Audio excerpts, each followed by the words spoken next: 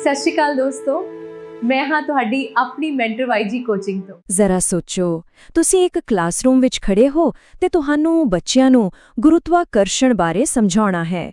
ਹੁਣ ਇਹ ਇੱਕ ਅਜਿਹੀ ਚੀਜ਼ ਹੈ ਜਿਸ ਨੂੰ ਨਾ ਤਾਂ ਤੁਸੀਂ ਦਿਖਾ ਸਕਦੇ ਹੋ ਨਾ ਹੀ ਛੂ ਸਕਦੇ ਹੋ, ਤਾਂ ਫਿਰ ਇਸ ਨੂੰ ਬੱਚਿਆਂ ਦੇ ਦਿਮਾਗ ਵਿੱਚ ਕਿਵੇਂ ਉਤਾਰਿਆ ਜਾਵੇ? ਵੇਖੋ, ਇੱਕ ਸਾਇੰਸ ਟੀਚਰ ਲਈ ਨਾ ਇਹ ਰੋਜ਼ ਦੀ ਚੁਣੌਤੀ ਹੈ। ਹਮੇਸ਼ਾ ਦੋ ਸਵਾਲ ਸਾਹਮਣੇ ਆ ਕੇ ਖੜੇ ਹੋ ਜਾਂਦੇ ਨੇ।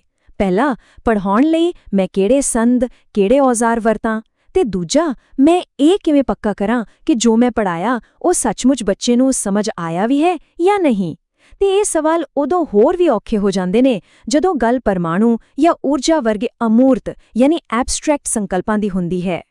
ਤਾਂ ਚਲੋ, ਅੱਜ ਦੀ ਇਸ ਪੂਰੀ ਗੱਲਬਾਤ ਵਿੱਚ ਅਸੀਂ ਇਨ੍ਹਾਂ ਹੀ ਸਵਾਲਾਂ ਦੇ ਜਵਾਬ ਲੱਭਣ ਲਈ ਇੱਕ ਸਫ਼ਰ ਤੇ ਚੱਲਾਂਗੇ।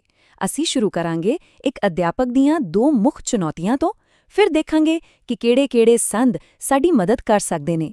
ਇਸ ਤੋਂ ਬਾਅਦ ਅਸੀਂ ਮਾਪ, ਔਕਲਨ ਅਤੇ ਮੁਲਾਂਕਣ ਦੇ ਬਹੁਤ ਹੀ ਬਾਰੀਕ ਫਰਕ ਨੂੰ ਸਮਝਾਂਗੇ ਅਤੇ ਜਾਣਾਂਗੇ ਕਿ ਮੁਲਾਂਕਣ ਦਾ ਅਸਲ ਮਕਸਦ ਕੀ ਹੈ। ਤੇ ਅਖੀਰ ਵਿੱਚ ਅਸੀਂ ਇਹ ਦੇਖਾਂਗੇ ਕਿ ਇੱਕ ਬੱਚੇ ਦਾ ਸੰਪੂਰਨ ਮੁਲਾਂਕਣ ਕਿਵੇਂ ਕੀਤਾ ਜਾਂਦਾ ਹੈ ਅਤੇ ਉਸ ਨੂੰ ਸਵੈ ਸਿੱਖਿਆ ਦੇ ਰਾਹ ਤੇ ਕਿਵੇਂ ਤੋਰਿਆ ਜਾ ਸਕਦਾ ਹੈ। ਅੱਛਾ, ਤਾਂ ਚਲੋ ਹੁਣ ਇਸ ਵਿੱਚ ਥੋੜਾ ਡੂੰਘਾ ਉਤਰੀਏ। ਜਿਵੇਂ ਅਸੀਂ ਹੁਣੇ ਗੱਲ ਕੀਤੀ, ਵਿਗਿਆਨ ਦੇ ਜਿਹੜੇ ਅਮੂਰਤ ਵਿਚਾਰ ਨੇ ਉਹਨਾਂ ਨੂੰ ਸਮਝਾਉਣ ਲਈ ਸਾਨੂੰ ਠੋਸ ਯਾਨੀ ਕੰਕਰੀਟ ਚੀਜ਼ਾਂ ਦੀ ਲੋੜ ਪੈਂਦੀ ਹੈ। ਇੱਥੇ ਹੀ ਅਧਿਆਪਨ ਸਹਾਇਕ ਸਮੱਗਰੀ, ਜਿਸ ਨੂੰ ਅਸੀਂ ਪੰਜਾਬੀ ਵਿੱਚ ਟੀਚਿੰਗ ਲਰਨਿੰਗ ਮਟੀਰੀਅਲ ਜਾਂ TLM ਕਹਿੰਦੇ ਹਾਂ, ਦੀ ਭੂਮਿਕਾ ਸ਼ੁਰੂ ਹੁੰਦੀ ਹੈ। ਇਹ ਸਮਝੋ ਕਿ ਇਹ ਇੱਕ ਪੁਲ ਹੈ ਜੋ ਐਬਸਟ੍ਰੈਕਟ ਯਾਨੀ ਅਮੂਰਤ ਨੂੰ ਕੰਕਰੀਟ ਯਾਨੀ ਠੋਸ ਨਾਲ ਜੋੜਦਾ ਹੈ। ਅਤੇ ਸਾਡੀ ਸਿੱਖਿਆ ਪ੍ਰਣਾਲੀ ਵਿੱਚ ਇਸ ਪੁਲ ਦਾ ਸਭ ਤੋਂ ਪੁਰਾਣਾ ਤੇ ਸਭ ਤੋਂ ਆਮ ਥੰਮ ਕੀ ਹੈ? ਸਾਡੀ ਪਾਠ ਪੁਸਤਕ ਯਾਨੀ ਕਿਤਾਬ। ਪਰ ਪਾਠ ਪੁਸਤਕਾਂ ਬਾਰੇ ਸਾਡੀ ਸੋਚ ਵਿੱਚ ਇੱਕ ਬਹੁਤ ਵੱਡਾ ਬਦਲਾਅ ਲਿਆਂਦਾ ਹੈ NCF 2005 ਨੇ, ਯਾਨੀ ਨੈਸ਼ਨਲ ਕਰਿਕੂਲਮ ਫਰੇਮਵਰਕ 2005 ਨੇ। ਇਸਨੇ ਸਾਫ਼-ਸਾਫ਼ ਕਿਹਾ ਕਿ ਸਭ ਤੋਂ ਵੱਡੀ ਗਲਤੀ ਜੋ ਅਸੀਂ ਸਾਰੇ ਕਰਦੇ ਹਾਂ ਉਹ ਹੈ ਪਾਠ ਪੁਸਤਕ ਨੂੰ ਗਿਆਨ ਦਾ ਇੱਕੋ ਇੱਕ ਸਰੋਤ ਮੰਨ ਲੈਣਾ। NCF ਕਹਿੰਦਾ ਹੈ ਕਿ ਨਹੀਂ, ਇਹ ਸਿਰਫ ਇੱਕ ਸਾਧਨ ਹੈ, ਕਈ ਸਾਧਨਾਂ ਵਿੱਚੋਂ ਇੱਕ। ਇਸ ਨੂੰ ਗਿਆਨ ਦਾ ਆਖਰੀ ਸੱਚ ਸਮਝਣ ਦੀ ਭੁੱਲ ਨਾ ਕਰੋ। ਸੋਚ ਕੇ ਦੇਖੋ, ਇਹ ਕਿੰਨੀ ਵੱਡੀ ਤੇ ਆਜ਼ਾਦ ਕਰਨ ਵਾਲੀ ਗੱਲ ਹੈ। ਇਹ ਇੱਕ ਅਧਿਆਪਕ ਨੂੰ ਇੱਕ ਕਿਤਾਬ ਦੇ ਦਾਇਰੇ ਤੋਂ ਬਾਹਰ ਨਿਕਲ ਕੇ ਸੋਚਣ ਲਈ ਉਤਸ਼ਾਹਿਤ ਕਰਦਾ ਹੈ। ਵਿਦਿਆਰਥੀਓ, ਜੇਕਰ ਤੁਹਾਨੂੰ ਸਾਡੀਆਂ ਇਹ ਕਲਾਸਾਂ ਪਸੰਦ ਆ ਰਹੀਆਂ ਹਨ ਤਾਂ ਯਕੀਨ ਮੰਨੋ ਤੁਹਾਨੂੰ ਸਾਡੀ ਮੌਕ ਟੈਸਟ ਸੀਰੀਜ਼ ਵੀ ਬਹੁਤ ਪਸੰਦ ਆਵੇਗੀ। ਇਸ ਦੇ ਕੁਝ ਸੈਂਪਲ ਦੇਖਣ ਲਈ ਸਾਡੇ ਟੈਲੀਗ੍ਰਾਮ ਚੈਨਲ ਤੇ ਜਾਓ, ਜਿਸ ਦਾ ਲਿੰਕ ਤੁਹਾਨੂੰ ਹੇਠਾਂ ਡਿਸਕ੍ਰਿਪਸ਼ਨ ਅਤੇ ਪਿਨ ਕੀਤੇ ਕਮੈਂਟ ਸੈਕਸ਼ਨ ਵਿੱਚ ਮਿਲ ਜਾਵੇਗਾ। ਤਾਂ ਫਿਰ NCF 2005 ਦੇ ਹਿਸਾਬ ਨਾਲ ਇੱਕ ਵਧੀਆ ਵਿਗਿਆਨ ਦੀ ਕਿਤਾਬ ਕਿਹੋ ਜਿਹੀ ਹੋਣੀ ਚਾਹੀਦੀ ਹੈ? ਸਭ ਤੋਂ ਪਹਿਲਾਂ ਉਸ ਦੀ ਭਾਸ਼ਾ ਬਿਲਕੁਲ ਆਮ ਗੱਲਬਾਤ ਵਾਲੀ ਹੋਵੇ। ਉਹ ਬੱਚੇ ਨਾਲ ਗੱਲ ਕਰੇ, ਨਾ ਕਿ ਭਾਰੀ ਭਰਕਮ ਤਕਨੀਕੀ ਸ਼ਬਦਾਂ ਨਾਲ ਉਸ ਨੂੰ ਡਰਾਵੇ। ਦੂਜਾ, ਉਸ ਦਾ ਮਕਸਦ ਸਿਰਫ ਤੱਥਾਂ ਦਾ ਰੱਟਾ ਲਵਾਉਣਾ ਨਹੀਂ, ਸਗੋਂ ਸਮਝ ਪੈਦਾ ਕਰਨਾ ਹੋਵੇ। ਕਿਤਾਬ ਬੱਚੇ ਨੂੰ ਕਹੇ, ਸਿਰਫ ਪੜ੍ਹੀ ਨਾ ਜਾ, ਕੁਝ ਕਰਕੇ ਦੇਖ।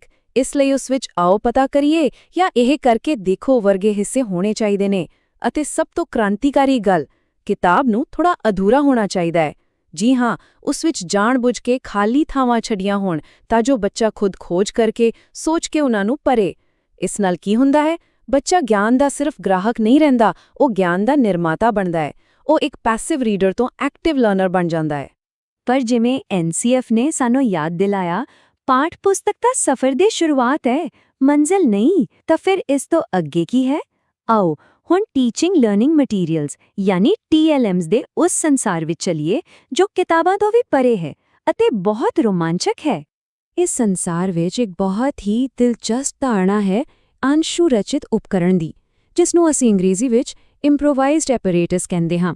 ਇਹ ਇੱਕ ਤਰ੍ਹਾਂ ਦਾ ਵਿਗਿਆਨਿਕ ਜੁਗਾੜ ਹੈ, ਸਿੱਧੇ ਸ਼ਬਦਾਂ ਵਿੱਚ ਕਬਾੜ ਤੋਂ ਕਮਾਲ ਕਰਨਾ। ਇਹ ਉਹ ਉਪਕਰਣ ਨੇ ਜਿਨ੍ਹਾਂ ਨੂੰ ਅਧਿਆਪਕ ਤੇ ਵਿਦਿਆਰਥੀ ਮਿਲ ਕੇ ਬੇਕਾਰ, ਸੁੱਟੀਆਂ ਹੋਈਆਂ ਜਾਂ ਬਹੁਤ ਹੀ ਸਸਤੀਆਂ ਚੀਜ਼ਾਂ ਨਾਲ ਬਣਾਉਂਦੇ ਨੇ, ਜਿਵੇਂ ਪਲਾਸਟਿਕ ਦੀ ਖਾਲੀ ਬੋਤਲ ਤੋਂ ਫੇਫੜਿਆਂ ਦਾ ਮਾਡਲ ਬਣਾ ਲੈਣਾ ਜਾਂ ਪੁਰਾਣੇ ਗੱਤੇ ਦੇ ਡੱਬੇ ਤੋਂ ਇੱਕ ਕੰਮ ਕਰਦਾ ਪਿਨਹੋਲ ਕੈਮਰਾ ਤਿਆਰ ਕਰਨਾ। ਇਹ ਸਿਰਫ ਇੱਕ ਐਕਟੀਵਿਟੀ ਨਹੀਂ, ਇਹ ਵਿਗਿਆਨ ਨੂੰ ਜਿਉਂਦਾ ਕਰਨ ਦੀ ਕਲਾ ਹੈ। ਤੇ ਇਸ ਦੇ ਫਾਇਦੇ ਤਾਂ ਦੇਖੋ ਕਿੰਨੇ ਕਮਾਲ ਦੇ ਨੇ। ਪਹਿਲਾ, ਲਾਗਤ ਲਗਭਗ ਜ਼ੀਰੋ ਹੈ। ਦੂਜਾ, ਇਹ ਬੱਚਿਆਂ ਦੀ ਸਿਰਜਣਾਤਮਕਤਾ ਯਾਨੀ ਕ੍ਰੀਏਟੀਵਿਟੀ ਨੂੰ ਖੰਭ ਲਗਾ ਦਿੰਦਾ ਹੈ ਅਤੇ ਉਹਨਾਂ ਵਿੱਚ ਸਮੱਸਿਆ ਹੱਲ ਕਰਨ ਦੇ ਹੁਨਰ ਪੈਦਾ ਕਰਦਾ ਹੈ।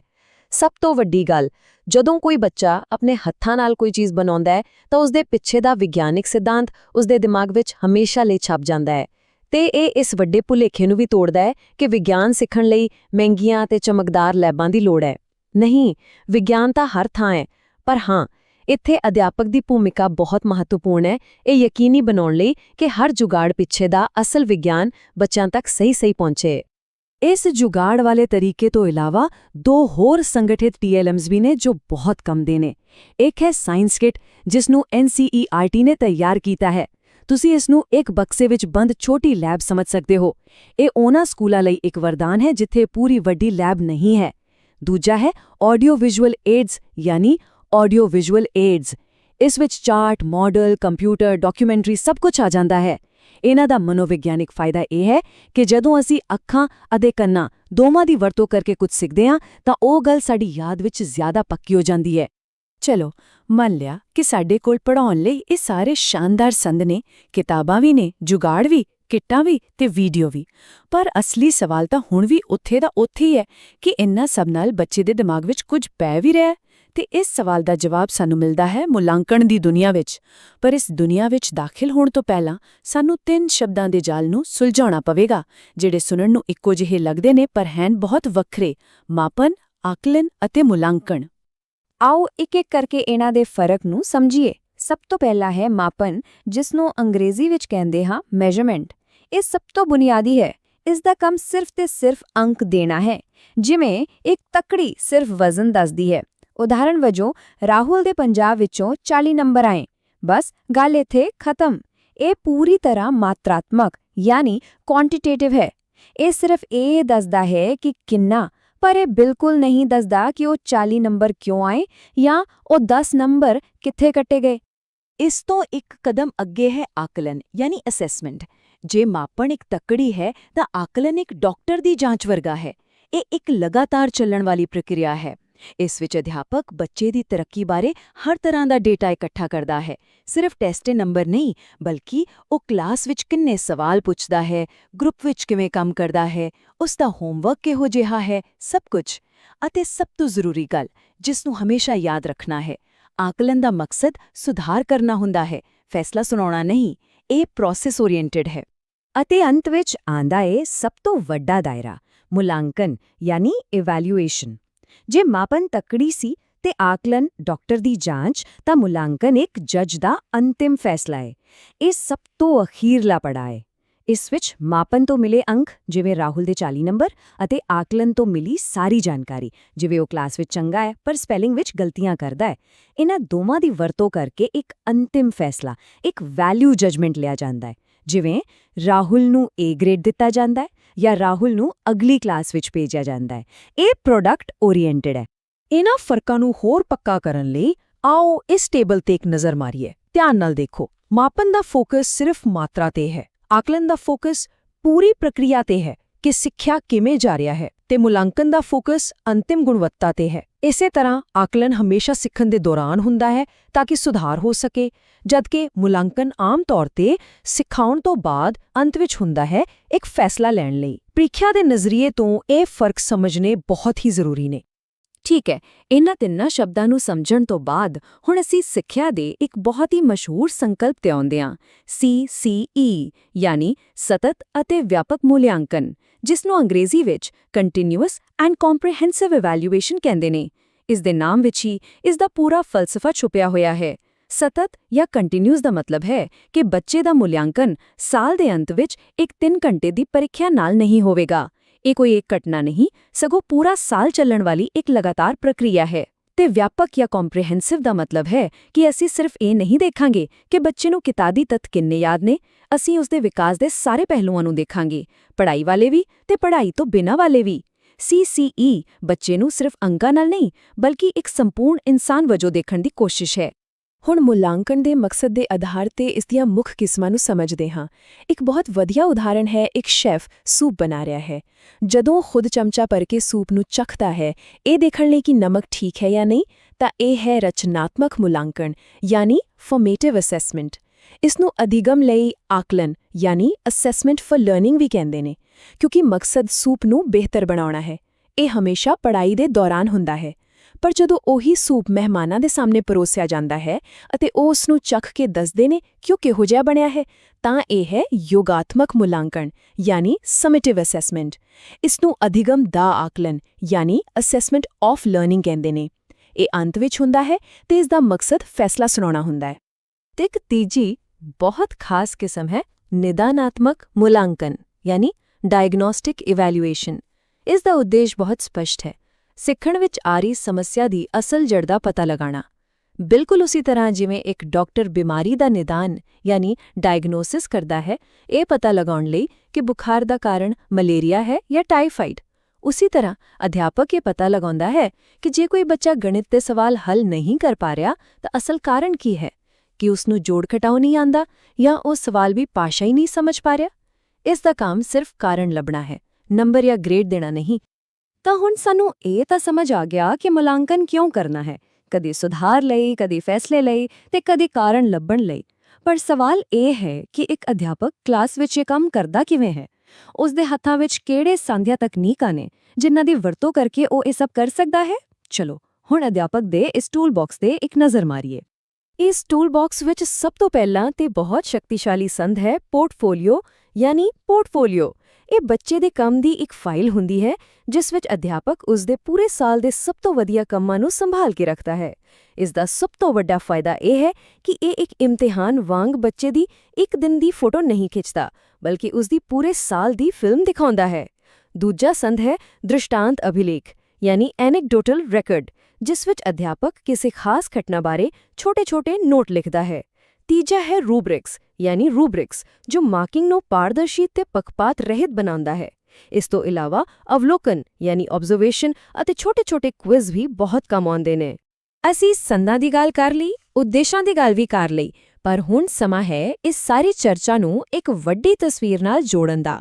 ਇੱਕ ਅਜਿਹਾ ਢਾਂਚਾ ਜੋ ਸਾਨੂੰ ਦੱਸਦਾ ਹੈ ਕਿ ਸਿੱਖਣ ਦਾ ਅਸਲ ਮਤਲਬ ਕੀ ਹੁੰਦਾ ਹੈ, ਔਰ ਉਹ ਢਾਂਚਾ ਹੈ ਬਲੂਮ ਦੇ ਵਰਗੀਕਰਨ ਯਾਨੀ ਬਲੂਮਸ ਟੈਕਸੋਨਮੀ। ਇਹ ਸਿੱਧੇ ਤੌਰ ਤੇ ਵਿਗਿਆਨ ਦੇ ਮੁਲਾਂਕਣ ਦੀ ਰੂਹ ਨਾਲ ਜੁੜਿਆ ਹੋਇਆ ਹੈ। ਬੈਂਜਾਮਿਨ ਬਲੂਮ ਨੇ ਕਿਹਾ ਕਿ ਸਿੱਖਣਾ 3 ਪੱਧਰਾਂ ਤੇ ਹੁੰਦਾ ਹੈ। ਇਸ ਦੇ 3 ਮੁੱਖ ਖੇਤਰ ਯਾਨੀ ਡੋਮੇਨਸ ਨੇ।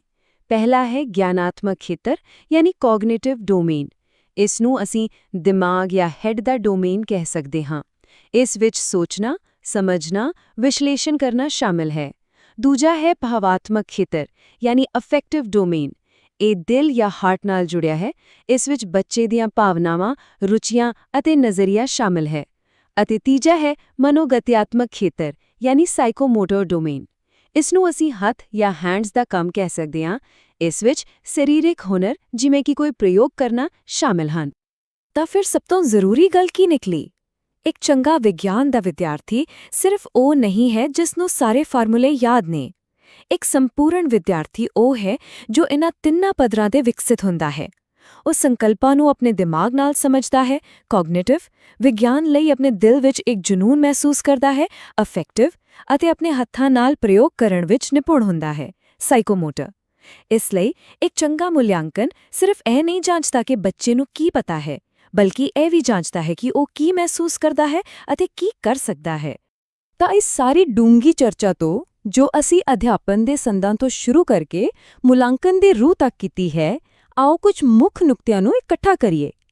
ਇਹ ਉਹ ਗੱਲਾਂ ਨੇ ਜੋ ਸਾਡੀ ਸਮਝ ਨੂੰ ਮਜ਼ਬੂਤ ਕਰਨਗੀਆਂ ਅਤੇ ਪ੍ਰੀਖਿਆ ਵਿੱਚ ਸਾਡੀ ਬਹੁਤ ਮਦਦ ਕਰਨਗੀਆਂ। ਆਓ ਇਹਨਾਂ ਨੂੰ ਦੁਹਰਾਈਏ। ਪਹਿਲਾ ਸਬਕ, ਪਾਠ ਪੁਸਤਕ ਇੱਕ ਸਾਧਨ ਹੈ, ਪੂਰਾ ਸੰਦ ਬਕਸਾ ਨਹੀਂ। ਦੂਜਾ ਸਬਕ, ਆਕਲਨ ਦਾ ਅਸਲ ਮਕਸਦ ਸੁਧਾਰ ਕਰਨਾ ਹੈ, ਨਾ ਕਿ ਡਰਾਉਣਾ ਜਾਂ ਫੈਸਲਾ ਸੁਣਾਉਣਾ। ਤੀਜਾ, ਇਸ ਲਈ ਅਧਿਗਮ ਲਈ ਆਕਲਨ ਯਾਨੀ ਫਾਰਮੇਟਿਵ ਅਸੈਸਮੈਂਟ ਬੱਚੇ ਦੇ ਵਿਕਾਸ ਲਈ ਸਭ ਤੋਂ ਜ਼ਰੂਰੀ ਹੈ।